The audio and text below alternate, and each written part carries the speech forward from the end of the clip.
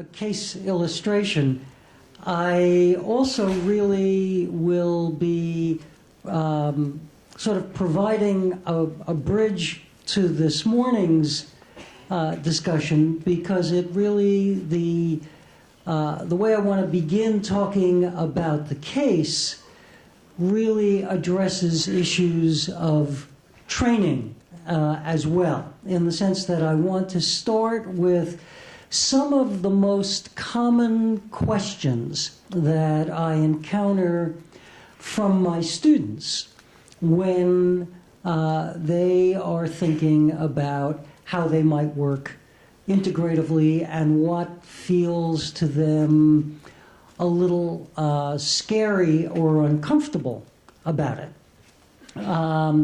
They, for example, they know that I teach in a program, a PhD program that is somewhat integrative, but probably primarily psychodynamic in its orientation.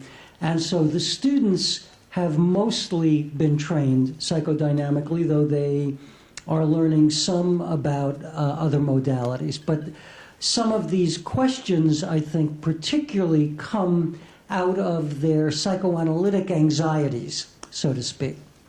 They ask things like, do you warn the patient when you're going to make a switch from one modality to the other? And if you make that switch, how do you go back again? That worries them. When do you decide to do one or the other? Is another question that comes up a lot. Do you do both in the same session, or do you alternate between sessions? Can one therapist do both? Or should the patient see two different therapists, one for the analytic work and one for the behavioral work? Now, what strikes me about all of these questions is that, from my point of view, those are questions that actually reflect a kind of not yet having achieved a full understanding of what it means actually to integrate. That these are, from my point of view, more eclectic questions than integrative questions.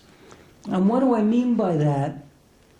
I mean that they're questions that derive from a view that there are still these very separate things that you do, and that you can do sometimes one and sometimes the other, and that's certainly more open-minded and democratic and so forth than saying we can only do CBT or we can only do psychodynamic therapy.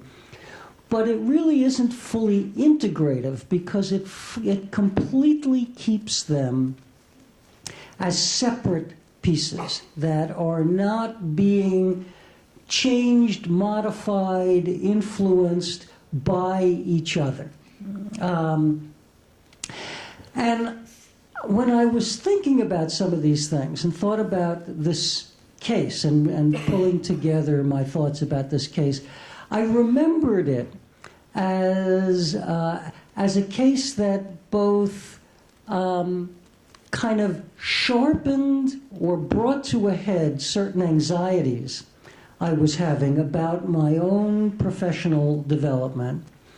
And the case also was a kind of healing of those anxieties a little bit. Here's what the anxiety was. Many years ago, having been trained as a psychoanalyst and having gone through a postdoctoral psychoanalytic institute and so on, and kind of being brought up to be a psychoanalyst, a training analyst, a supervisor in an analytic institute. Is this too close? Okay, sorry. If it's still not sounding right, just raise your hands and I will try to move my head and figure it out. I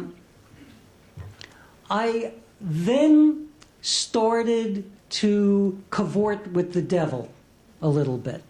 I started to do what I wasn't supposed to do, because I had been taught in my own PhD training, and I had been taught in my postdoctoral psychoanalytic training, there was this thing called behavior therapy, but you don't really need to know much about it, because all you need to know about it is one sentence. It's superficial and manipulative and no good and not worth your time. Okay, well, after hearing that, I wasn't spending a lot of time learning about it. But I was joining with my colleagues in sort of ignorant rejection of it. And then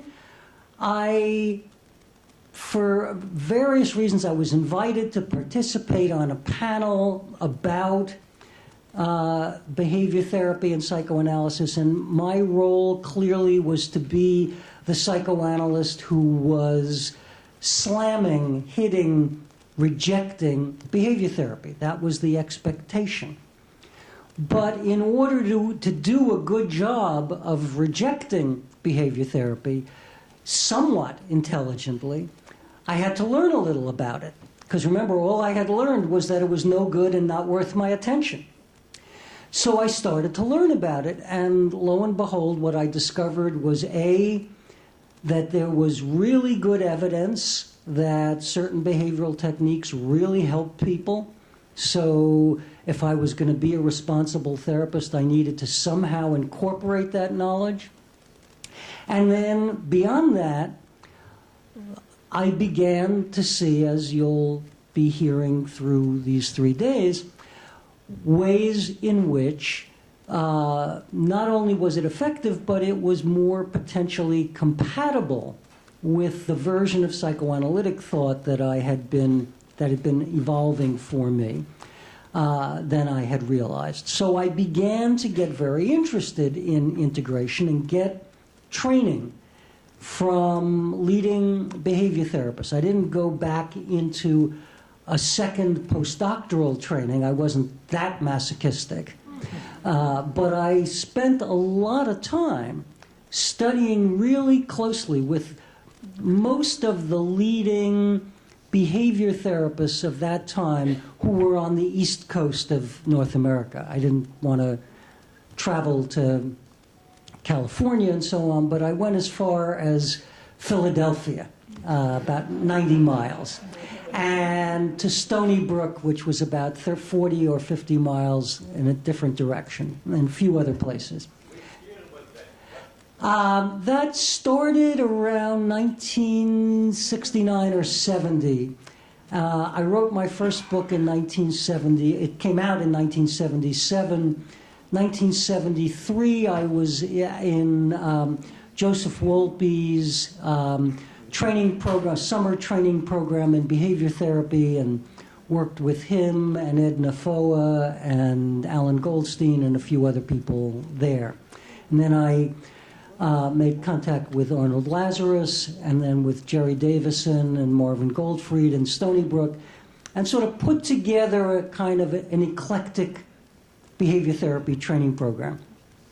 And what I was learning, of course, were specific behavioral techniques. I learned to do behavior therapy the way behavior therapists did behavior therapy.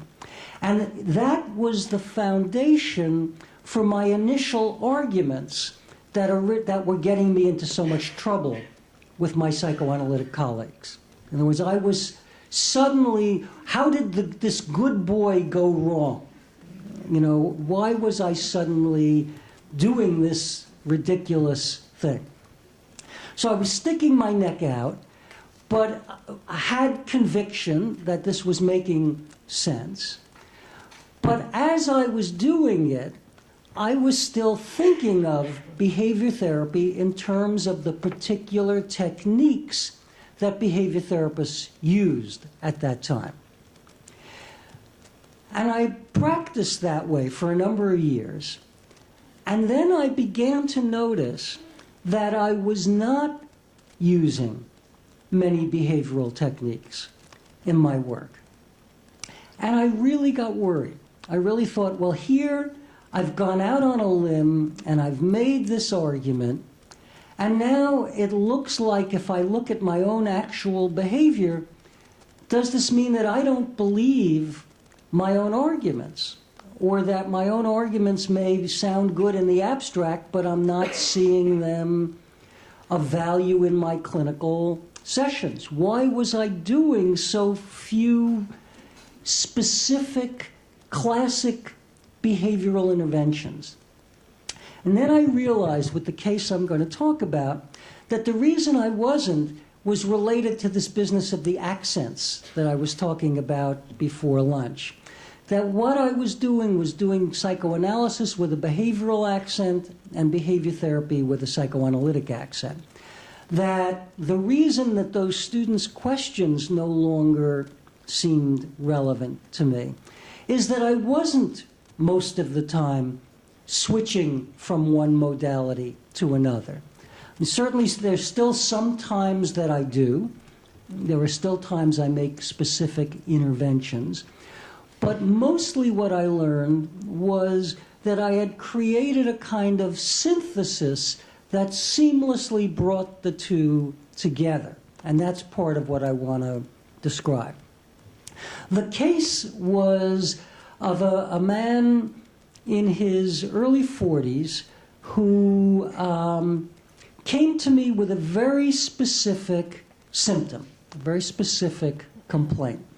He was already a very, very successful member of his profession, but he had failed the licensing exam when he took it, and then he had subsequently failed it 3 or 4 times after that when he retook it.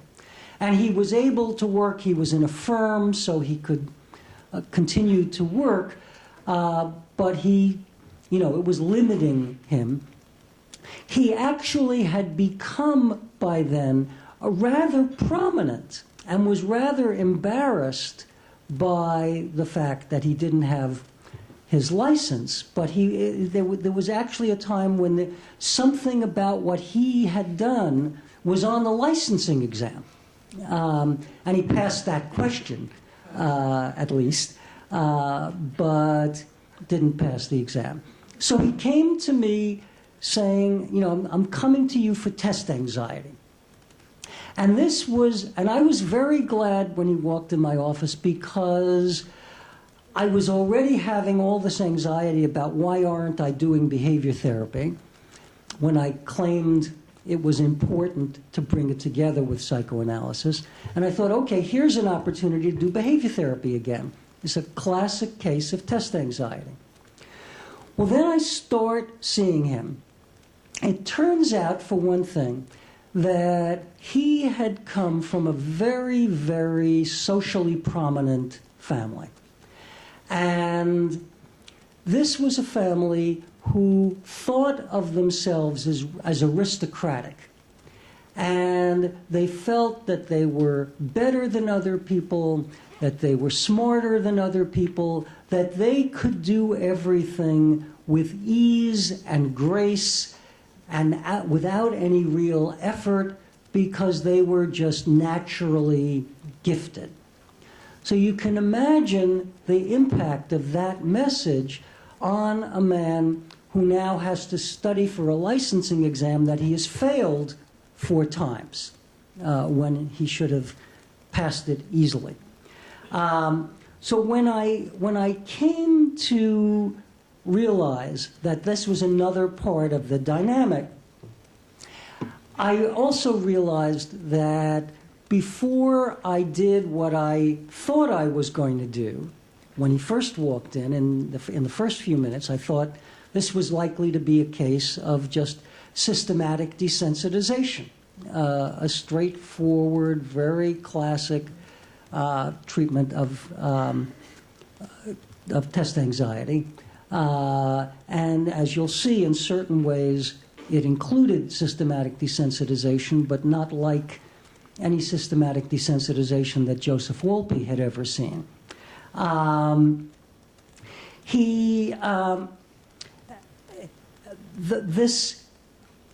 family ethic that I was just talking about, this we are aristocrats and so on, was something that had been communicated in various ways, often kind of subtly, not necessarily completely explicitly.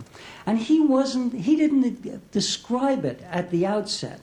The first thing I was struck by was just all of his efforts, although he was himself nominally very modest and politically, socially, seemed very liberal in his outlook and way of presenting himself.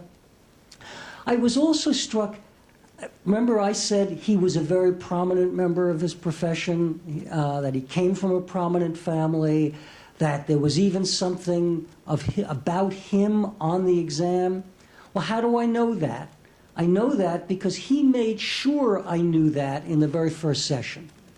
In other words, this man who believed he was liberal, modest, unconcerned with social distinctions, really made sure I knew about all this.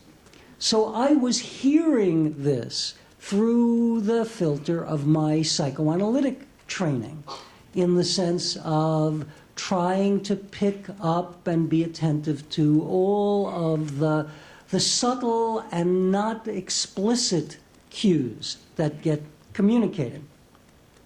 And it was clear that he was very uncomfortable being in the role of the patient. You know, that felt to him like a one-down kind of role. But I was also concerned, and this has been a concern of mine for many years. It was the subject of my book on therapeutic communication, and is sort of pervasive in the way I think for a long time. I was very concerned that most psychoanalytic interpretations, or many, not most is probably overstating it, but many psychoanalytic interpretations are subtly and unwittingly critical and point out to people what's wrong with them, how they're deceiving themselves, how they're hiding things from themselves, and so on. So I wanted to find a way to inquire into this tendency without seeming to criticize him. So what I did was I wondered out loud if his parents had been very concerned about status and what the impact on him might be. And that way of framing it released something for him, because I wasn't talking about him. I was talking about them. So I kind of lent him the defense of externalization, so to speak. As a mode, defenses we think of as blocking things, but life is always more complex than that. Defenses also permit things. By my aiding the externalization, it enabled him to start to talk about it, because it wasn't yet about him, it was about them. So I said something like, I'm trying to find as close to the words I said as I can, because I was sensing that this was a part of the picture of what was getting in the way of the exam, that it wasn't just test anxiety, it was that he was in conflict about how hard to study for this and whether it was respectable to work hard for it. So I said something like, it must have been difficult growing up in an environment like that not to adopt some of their views just in self-defense, that their relentless emphasis on status and on success, that must have been very painful not to have to attend to this himself. So I'm kind of introducing his own responses, but as a kind of just a natural way of dealing with this external situation. And because it conveyed that this wasn't his fault that he felt that way, he could begin to talk about it. And he began to talk about having felt defensive and humiliated by having to take the exam in the first place, because everybody should just know that he deserved to pass. And so in preparing for it, he needed to be very cool, very relaxed, and that was partly why this very, very smart man was so underprepared that he failed the exam.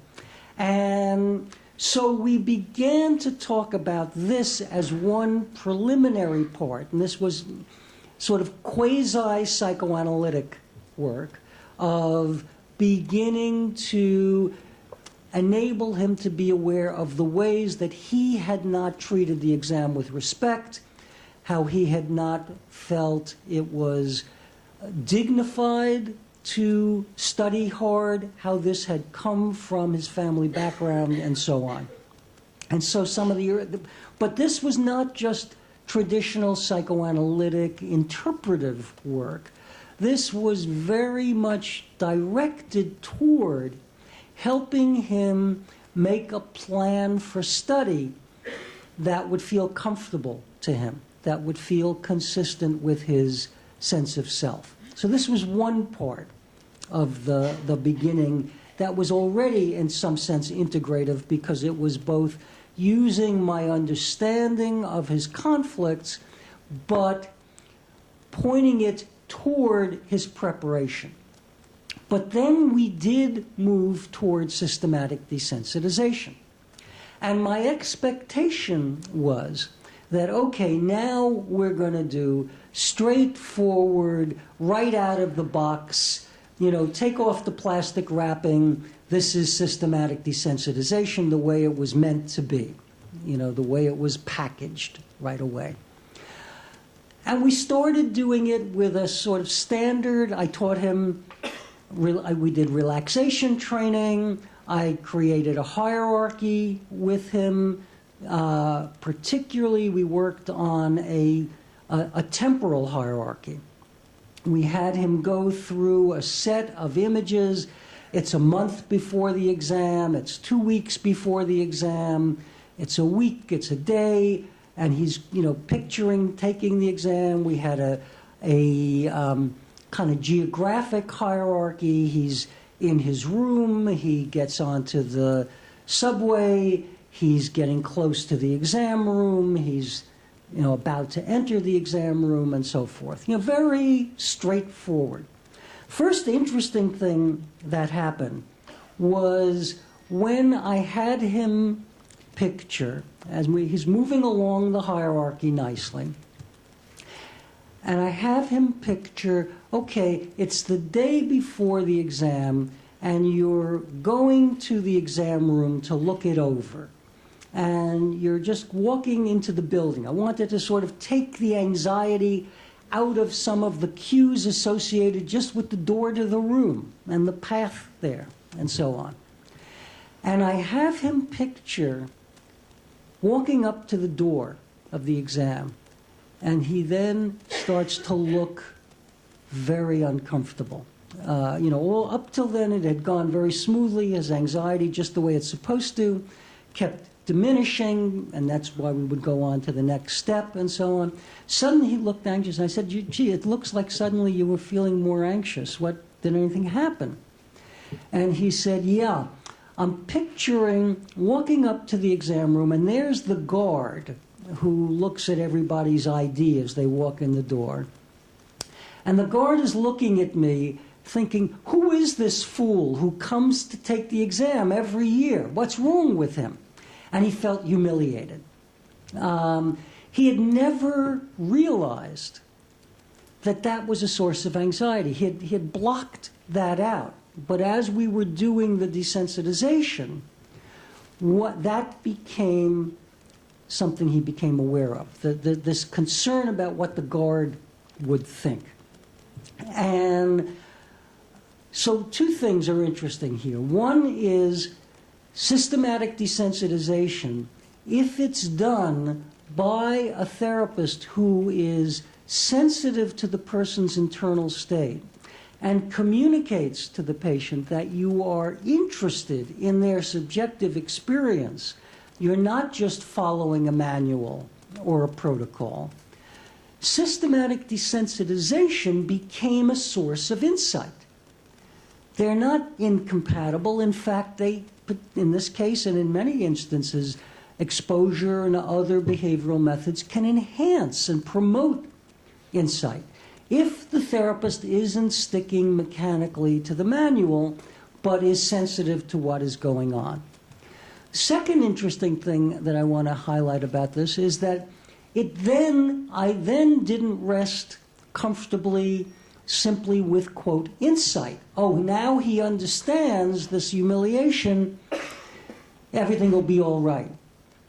We all really know from our experience, some of us acknowledge it to ourselves more than others, that insight alone rarely, just by itself, leads to change. But it's important in its own right and as a guide. So we started to talk about, well, gee, it really sounds like that's one of the things that's getting in your way. Let's think about what to do about that. Should we do desensitization in which his critical voice becomes the anxiety focus which you try to desensitize to? And that would have been one option, but as we talked about it, he hit on the idea, well, what if I take the exam in a different part of the state, where I'm going somewhere where the guard won't recognize me, where I won't have to, at least that, to worry about, because he didn't need extra worries because he had already failed 4 times. We wanted to make it as easy as possible. That really made him feel very much more confident. It was, in a certain sense, a different kind of behavioral intervention. Change the behavior, go take it in a different place. Some traditional analysts might say, well, that's an avoidance of something. I wasn't so concerned about avoiding something except avoiding his failing the exam again. So since it came from him and he was comfortable with it, that was one piece of what happened. But even more interesting things started to happen as we continue. We went back to the systematic desensitization. And let me describe some of the images. First, okay, he again is picturing visiting the exam room the day before the exam. And the idea was just for him to acclimate to the setting in imagination, but hopefully by extension to the setting when he was there. And I asked him, all in imagination, of course, he was always in my office, to look around the room, the exam room. I asked him to touch the various surfaces, the desk and walls. I asked him about the desk. I asked him, what's the desk made of? Why did I ask a strange question like that? I was hoping, and it turned out to be the case, that what he was picturing was the desk was made of wood. I preferred wood to metal or formica. The reason was wood has a texture so that when you run your hands along wood, you feel the little nicks and things on the wood that it's not smooth. So there's a tactile dimension. I wanted the imagery to be as multisensory as possible. I didn't want it to be highly intellectualized and abstract. I wanted it to be experienced. So I wanted him to picture this and feel it in his fingertips, even if in imagination. Then I asked him, look at the lights. What kind of lights are in the room? Are they fluorescent or are they incandescent? Again, that sounds like, why would I be concerned with that crazy question? Which one did I hope for? You can all sort of take a second to guess. The answer was, I hoped they were fluorescent. Why? Because fluorescent lights have that annoying little buzz, you know, that buzz of fluorescent lighting. That provides an auditory dimension to the imagery. Again, making it more concrete and vivid rather than just abstract, saying the words, I'm in the room. I wanted him to experience being in the room. So now we had not just the visual, but the auditory and the tactile experience. And that was really helping, it seemed, to deepen his experience, because then suddenly a new set of images came forth. He first spontaneously has the association that the room looked like a morgue.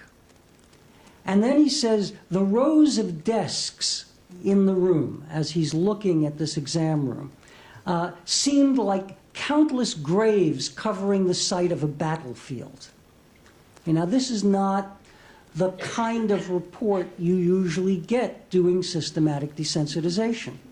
But if you do systematic desensitization with a psychoanalytic accent, you can get this kind of mixture. And then he said he felt, after seeing the graves in the chairs, he said he felt overcome with a feeling of impotence, which, of course, is a very interesting transitional word, so to speak. It's a word that a psychoanalyst, of course, is going to hear all sorts of meanings to. But it also was the feeling just of, can I cope with this exam? It was a multi-meaning bridge word of sort. I asked him then, the psychoanalytic side of me says to him, clearly, I'm sure, to all of you, but in some way subtly to him, he never quite consciously called me on what I was doing or saying. I said to him, see if you can picture yourself as firm and hard and ready to do battle. Okay? We're merging the various meanings. He's going to do battle with the exam, but firm and hard. I left it ambiguous what firm and hard meant.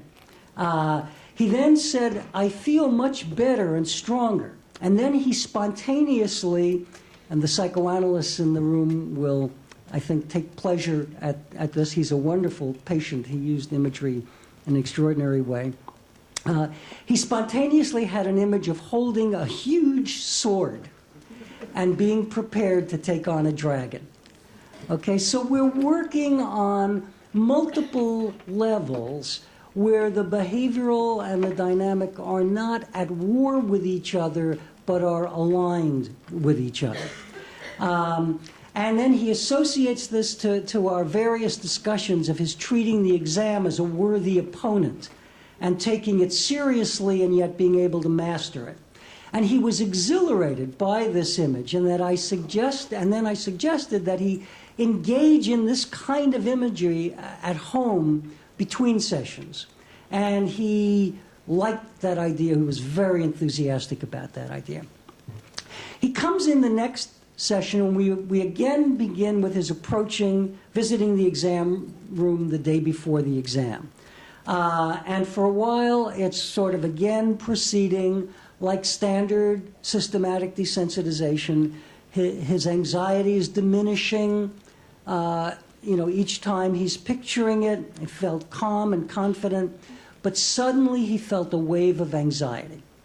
And he said, it's as if something is behind me. And I said to him, okay, I'd like you to slowly turn around and see what's there.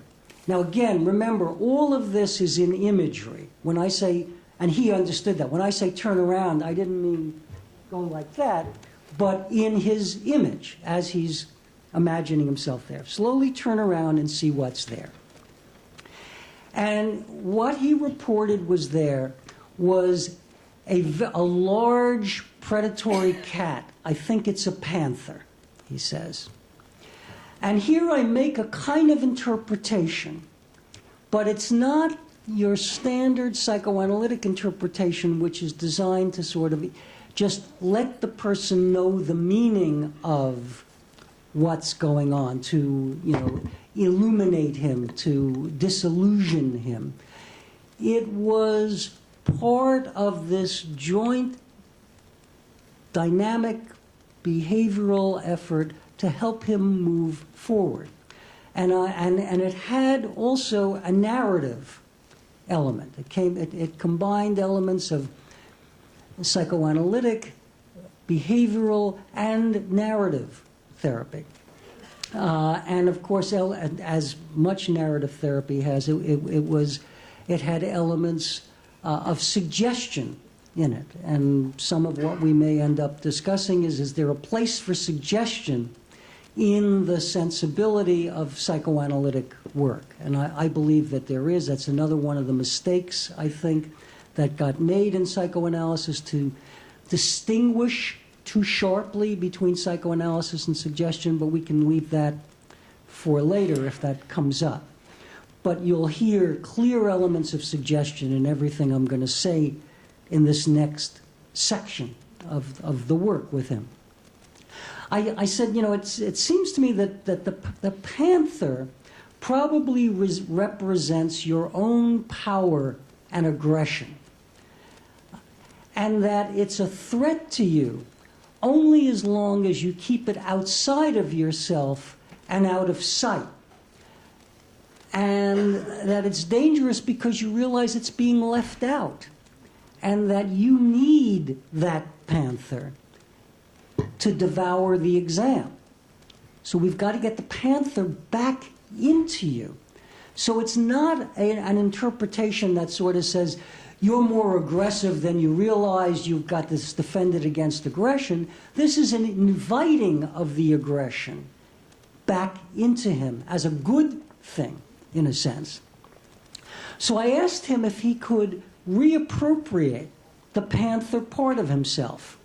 And I said, you know, I think what you feel threatened by is your own power, your own coiled intensity, I said. Again, highly suggestive, linking him to the panther, but also implying that he could spring upon the unsuspecting prey, being the exam.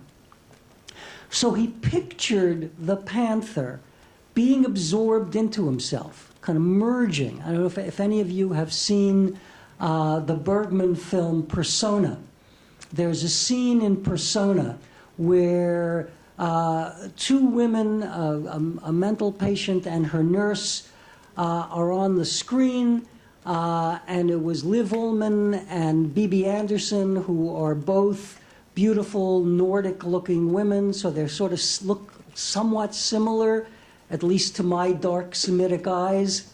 They're there on the screen, and there's this scene where the two images come closer and closer and eventually merge. And that's sort of what he was doing with himself and the panther. And then I said to him the following about panthers.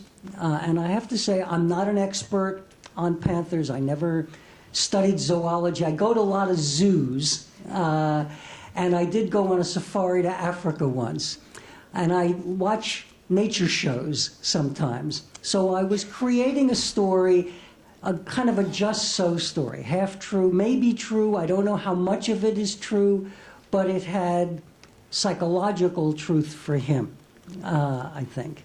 I said, you know, I'm thinking about why you would choose a panther to represent your own aggression. I mean, you know, he had sort of, the idea that this had to do with his aggression, we had kind of agreed on it. It made sense to him. But after all, you can represent aggression as a gun, as a knife, as a bomb, in a million ways. How come a panther? And I said, you know, I have some thoughts about why it might be that you chose a panther in particular.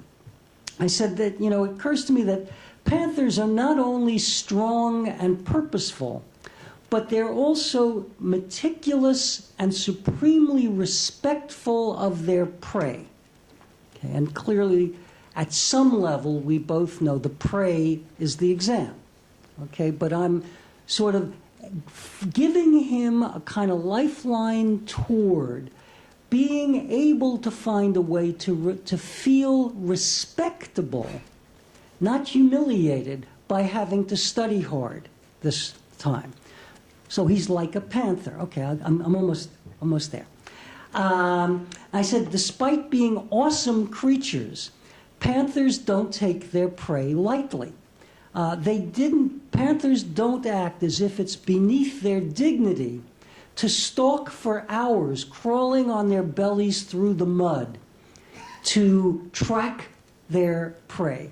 They become diligent students who are the world's experts on the habits of the particular deer or antelope or whatever it is that they are tracking, and that their expertise is not the result just of instinct or superb natural equipment, the aristocratic part that he needed to identify with, but of their attention to detail and a respect for the difficulty of the task of conquest that nature required of them.